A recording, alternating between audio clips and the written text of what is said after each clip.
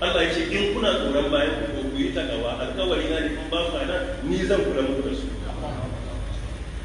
Kuma ƙololuwa masu takawa Allah ya ce aljanna ma gadan da suke yi a cikin ayoyi ga sunan a cikin Qur'ani ba mu misali a nan ba.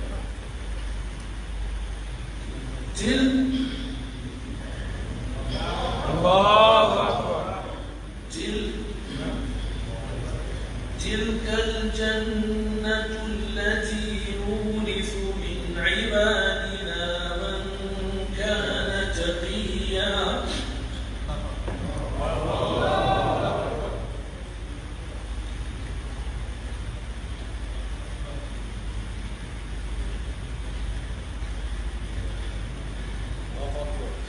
اللهم اجعلنا منهم اللهم اجعلنا منهم اللهم اجعلنا منهم.